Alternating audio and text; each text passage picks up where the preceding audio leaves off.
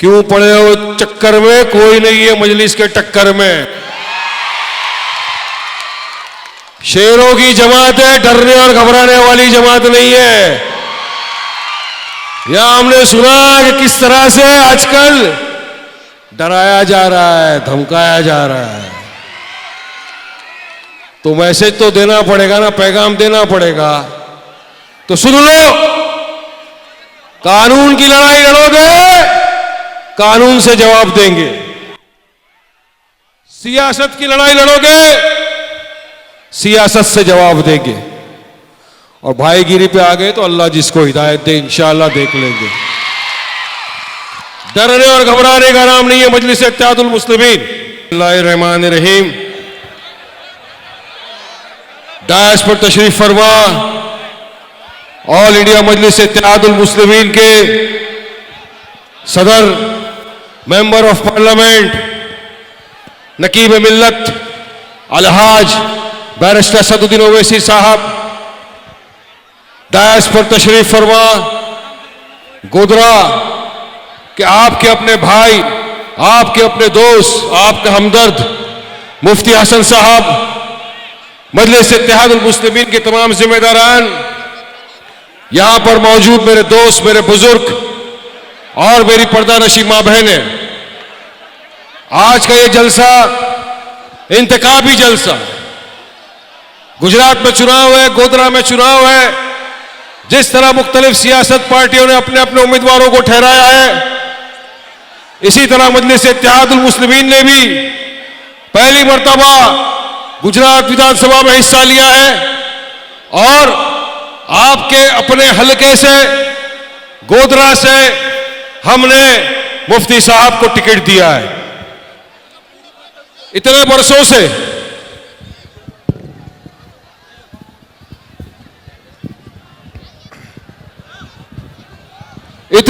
से आप तमाम ने देखा, चुनाव आए, ये सियासत पार्टियां आपके सामने आई, आपसे वोटों की भीख मांगी, आपने अपना कितनी वोट दिया इनको, मगर इक्तदार पर बैठने के बाद सालों साल आपके पास नहीं आए, जिसका सबूत आज गोधरा है, जहां पर ना आपके पास कोई प्लेग्राउंड है, ना कोई बड़ा बैंक। अभी मुझे बता रहे थे एक साहब के वारिस भाई, इतने सालों से यहां हम वोट देते आ रहे हैं मगर हमारा विकास कुछ नहीं हुआ। हमने कहा बिल्कुल, अब हम आए हैं, आप भी क्या करते, आपके पास कोई विकल्प नहीं था, कोई ऑप्शन नहीं था। एक तरफ भाजपा तो दूसरी तरफ कांग्रेस, झाड़ू भी आ गया, आम आदमी पार्टी, दोनों भी एक है, कोई फर्क नहीं है। इसीलिए इनको बोल रहा हूं, क्यों पड़े हो चक्कर में, कोई नहीं है मजलिस के टक्कर में। शेरों की जमात है, डरने और घबराने वाली जमात नहीं है। यहां हमने सुना कि किस तरह से आजकल डराया जा रहा है, धमकाया जा रहा है। तो मैसेज तो देना पड़ेगा ना, पैगाम देना पड़ेगा। तो सुन लो, कानून की लड़ाई लड़ोगे, कानून से जवाब देंगे। सियासत की लड़ाई लड़ोगे, सियासत से जवाब देंगे। और भाईगिरी पे आ गए तो अल्लाह जिसको हिदायत दे इंशाअल्लाह देख लेंगे। डरने और घबराने का नाम नहीं है मजलिस इत्तेहादुल मुस्लिमीन। आपके यहां 1 तारीख को, 1 दिसंबर को पोलिंग होनी है, 5 तारीख को है पोलिंग है, सेकेंड फेज है। हमारा निशान है पतंग। आपनो निशान छे पतंग, जी આપણે ઉત્તરાયણમાં ઉડાવે છે ઈ છે। પહેલા આપણી પાસે કોઈ ઓપ્શન નતો એટલે આપણે વોટ આપ્યા કોંગ્રેસે, બધા બીજી પાર્ટીઓએ। આજે આપણી પાસે આપણો ઓપ્શન છે, આપણી પાસે આપણી જમાત છે, એનું નામ છે મજલિસ ઇત્तेहादुल मुस्लिमीन અને એનો કાયદનું નામ છે બેરિસ્ટર અસદુદ્દીન ઓવૈસી સાહેબ છે। એટલા વર્ષોથી આપણે વોટ આપ્યા, આપણને શું મળ્યું? એક પ્લેગ્રાઉન્ડ નથી અહીંયા. અને ભાજપાનો ડોગલો ચહેરો તો બધાની સામે છે જ.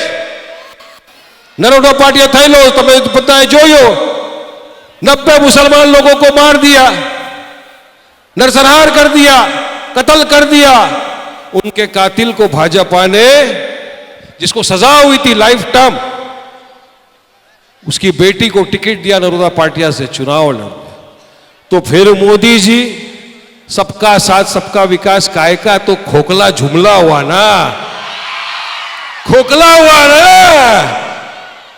मोरबी का पुल टूट गया, 140 लोगों की जानें चले गई, 2 साल का बच्चा भी चला गया, उसमें मर गया.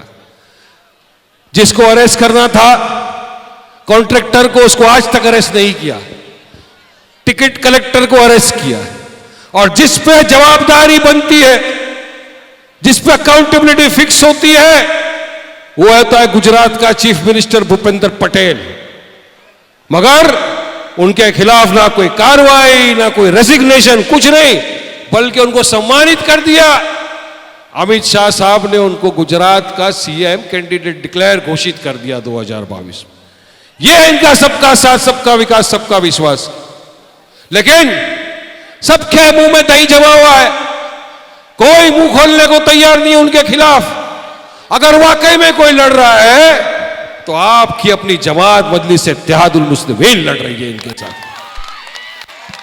आपने देखा हिजाब का मसला आ गया, ये सब खामोश बैठ गए. अरे क्यों नहीं पहनेगी हमारी बेटी हिजाब? बिल्कुल पहनेगी. फ्रीडम ऑफ चॉइस है, संविधान ने इसका इख्तियार दिया है हमको. हमारा भी अरमान है, हमारी भी इच्छा है कि हमारी बेटी हिजाब पहने, एक हाथ में उसके लैपटॉप हो, एक हाथ में कुरान हो, पढ़ लिख के डॉक्टर, लॉयर, बड़ी इंजीनियर बने और एक दिन देश का नाम रोशन करे. और इंशाल्लाह किसी दिन देश की प्रधानमंत्री भी बन सकती है हमारी बेटी, इंशाल्लाह बनेगी, इंशाल्लाह. हम लड़े उस पर, कोई आवाज नहीं उठाया. CAA NRC हो गया, तमाम सेक्युलर पार्टियां जो हमारा वोट लेके आती गई खामोश बैठे थे. ट्रिपल तलाक का मसला आ गया, शरीयत पे मदाखिलत की बात आ गई, ये तमाम के मुंह में दही जब गया था, कोई ने आवाज नहीं उठाई. बिल्किस बानो का मसला आ गया, क्या उसके बलात्कारियों को क्यों आपने खुली फिजाओं में छोड़ दिया? कोई आवाज नहीं उठाया. नहीं आवाज उठाएंगे. मगर चाहे हिजाब का मसला हो, ट्रिपल तलाक का मसला हो, बिल्किस बानो का मसला हो, CAA NRC का मसला हो, मुसलमानों के, दलितों के हक के इंसाफ की बात करने का मसला हो, हर जगह अगर किसी ने आपकी हमारी आवाज बुलंद की तो कोई और नहीं था, वो बैरिस्टर असदुद्दीन ओवैसी. हर चीज पे हमारे लिए लड़े, हर चीज पे हमारे साथ खड़े रहे. अगर वाकई में हम तो ईमान वाले हैं ना, हमको कोई एक गिलास पानी पिलाता है तो हम दुआ करते हैं कि अल्लाह तेरा अच्छा करे. तो आज अगर एक शख्स हमारे लिए लड़ रहा है, हमारी आवाज बन के गूंज रहा है, चाहे पार्लियामेंट हो, पब्लिक मीटिंग हो, हर तरफ भाजपा की आंखों में आके डाल के लड़ रहा है, उससे किसके लिए कर रहा है? हमारे लिए कर रहा है ना, अपने लिए. तो क्या हमारा यह फर्ज नहीं बनता कि हम उसका साथ दें? बनता है हमारा फर्ज. हम उसके साथ जाएंगे जो हमारे हक और इंसाफ की लड़ाई लड़ेगा. हम उसके साथ जाएंगे जो हमारे आने वाले बच्चों के मुस्तकबिल को संभालने की बात करेगा. यह सोचिए मेरे भाइयों, दोस्तों, बुजुर्गों. और गोधरा की आवाम तो बहुत समझदार, क्योंकि इतने सालों से आप देख चुके, आपके वोट का कितना दुरुपयोग हुआ, आपका काम कुछ नहीं हुआ, ना आपकी तरफ से कोई लड़ा, आपकी हक बयानी किसी ने की. आज आपके पास है, आपकी क़यादत है, अभी नहीं तो कभी नहीं. यह नहीं सोचना मेरे एक वोट से क्या फर्क पड़ने वाला है. आपका एक एक वोट कीमती है. एक एक वोट का अधिकार, इख्तियार आपको संविधान ने दिया. वो संविधान जो आपको डॉक्टर बाबा साहेब आंबेडकर ने दिया है, उस वोट का पूरी तरह इस्तेमाल करिए. आइए 5 तारीख को चुनाव के दिन सब उतर के आइए एक साथ. ऐसा यहां पर वोट का दबाइए, ऐसा बटन दबाइए पतंग का कि पूरे आसमान में हरी पतंग दिखे। यहां से दिल्ली तक, अहमदाबाद तक आवाज चले जाए कि अब गुजरात की आवाम जाग चुकी है और ये हिस्सेदारी की लड़ाई में आगे आ चुकी है। हिस्सेदारी की लड़ाई, इन्होंने कभी आपको कोई लीडरशिप तैयार करने नहीं दी, आपके अंदर से कोई नेता पैदा नहीं किया। 1984 से लेके आज तक पूरे गुजरात के अंदर कोई मुसलमान मेंबर ऑफ पार्लियामेंट नहीं बना। अब हम लोग आ गए लड़ने, सबके पेट में दर्द। अरे हम तो इतने साल से नहीं थे ना, 30 साल कांग्रेस ने राज किया, 27 साल बीजेपी ने राज किया। बीजेपी 27 साल सत्ता में रही क्योंकि कांग्रेस में ताकत नहीं थी उनको हराने की। तो इल्जाम हम पे कि हम आए, लेकिन अब आए हम में ताकत है बीजेपी को हराने की, हम में ताकत है और हम हराएंगे इंशाअल्लाह। मगर आपके साथ के बिना कुछ नहीं हो सकता। बहुत लोग बोलने वाले हैं, आप मैं जानता हूं असद साहब को भी सुनना चाहते हैं, लिहाजा आपसे तमाम से अदबर गुजारिश है, दरखास्त है कि आप तमाम उतर कर आए 5 तारीख के दिन और बटन दबाएं। पतंग, निशान पतंग याद रखना, पतंग पतंग पतंग। 5 तारीख को वोट दीजिए। शुक्रिया, अस्सलाम वालेकुम, आपने हमको बोलने का मौका दिया, बहुत बहुत शुक्रिया सर, अस्सलाम वालेकुम।